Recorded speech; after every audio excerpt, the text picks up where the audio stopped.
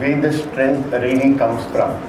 It is during the toughest times that we see where the origin is actually from.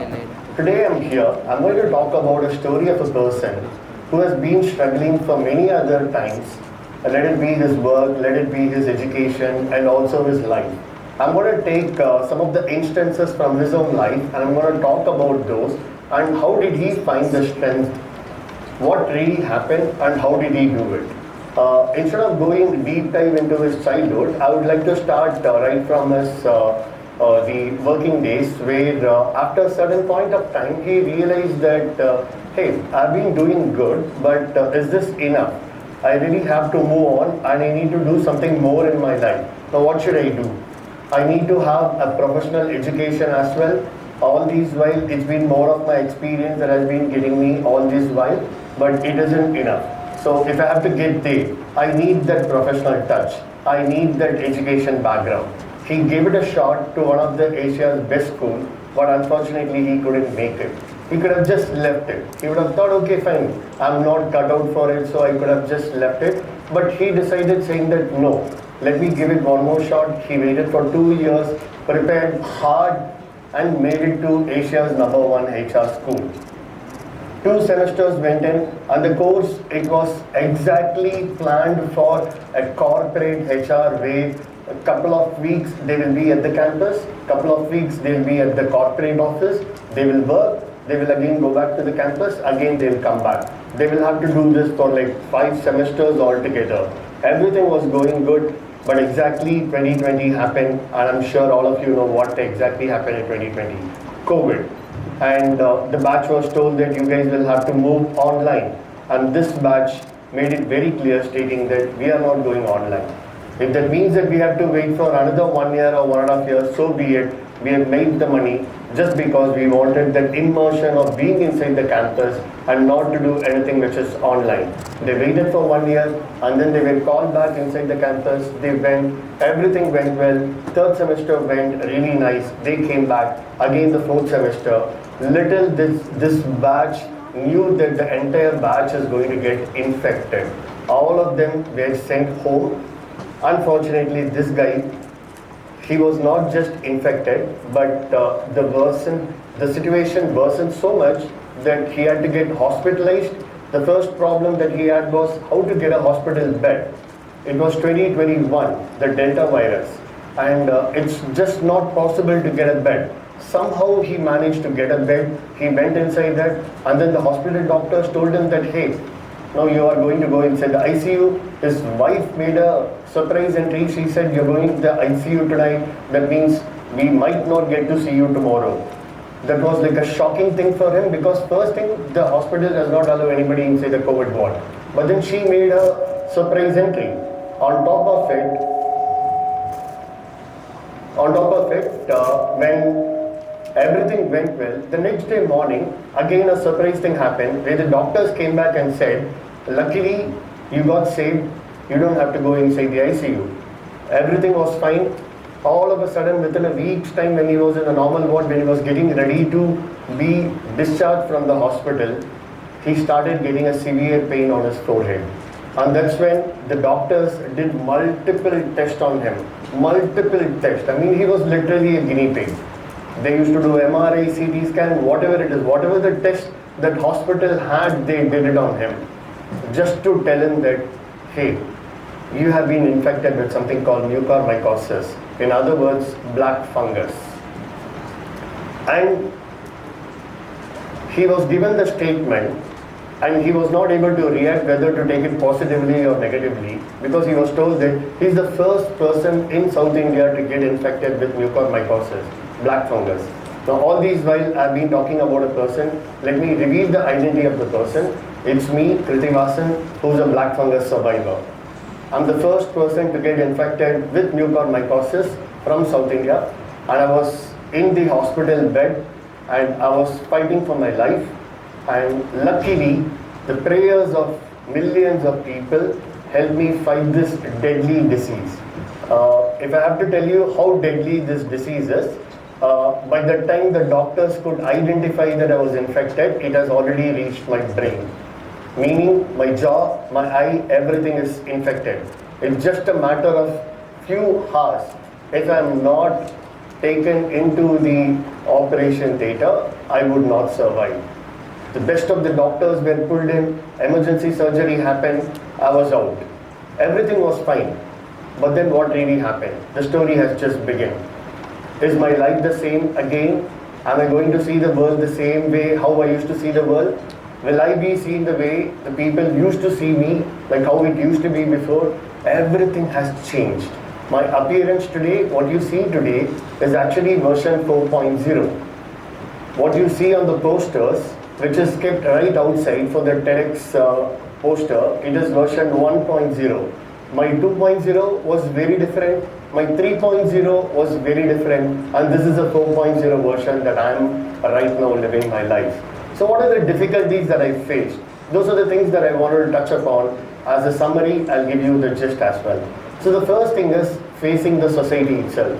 But somehow I survived, I came out of the hospital, but facing the society, facing work, facing family with such difficulty, it's not that easy, right? But what really happened? How did I get that strength? Number one, when nobody was getting a bed, literally, I could see when I was getting inside the hospital, thousands of people were standing outside the hospital just to get a little bit of oxygen in a bed. There was someone who helped me out. There were millions of people who ensured that, hey, we will take care of you. Second, when I was actually fighting for my life, prayers of people were there. I don't know how many people prayed for me. And the most important part, at that time, back at that time, my company, the biggest support that I have ever had, I couldn't have asked for. The chief people officer and the location HR head made a simple call to my family. All they said was just two statements. You take care of him. We will take care of the rest. You need not worry about anything. And they literally did it. And that gave us the entire strength to fight back. Not just fight back, but to come back and prove that I want to do more.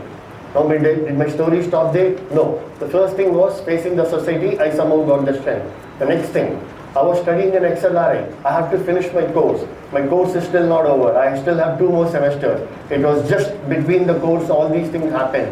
But I made sure that I have to finish my course.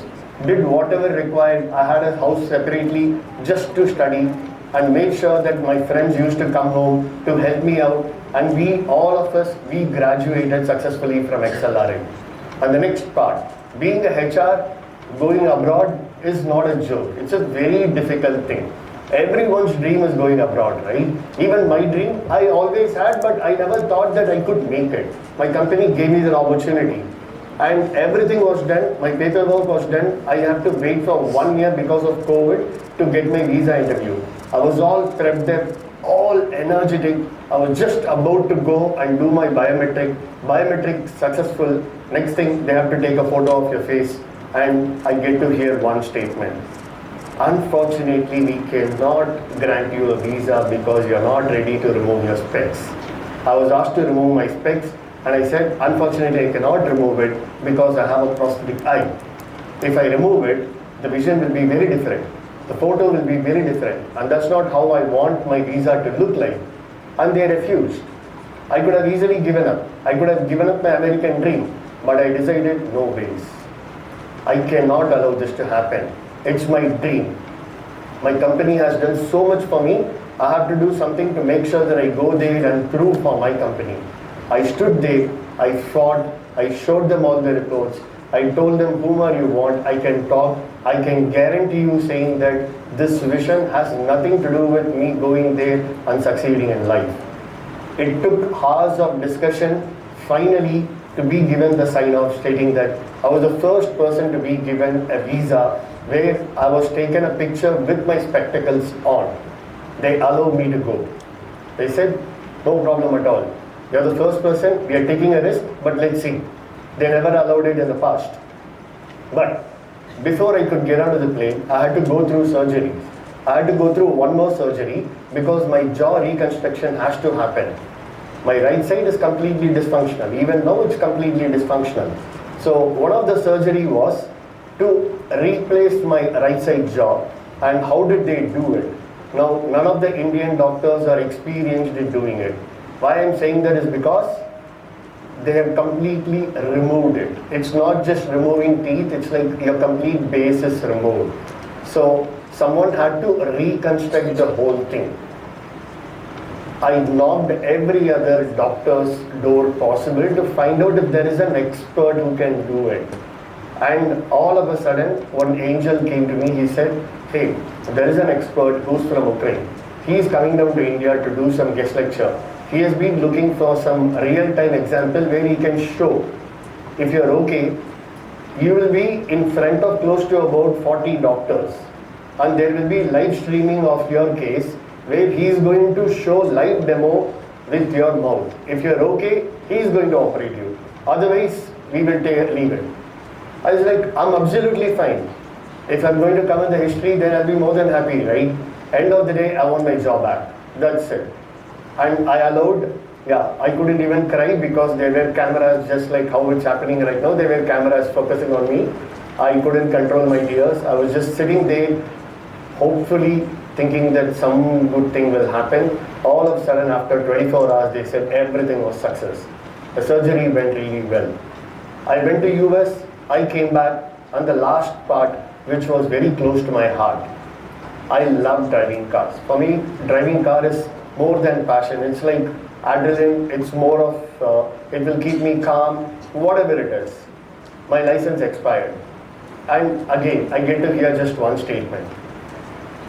We cannot issue a license. I was asked to take a test, multiple tests, including a blind spot detection.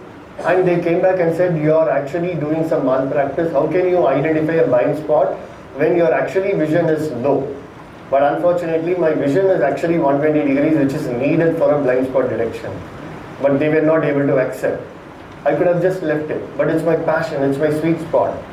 1 year, fought with them, went door to door, knocked at every other person possible, and finally, they allowed me to get my license, not the special license which they actually give, but the regular license, because they realized that it is not what you see as an outer appearance. End of the day, if you're destined to get something, you will make it happen. As a summary, just one thing that I would like to tell, it is only at the darkest times that we know that where exactly we should find strength for ourselves. With this, once again, thank you so much, and thanks for having me here at TED.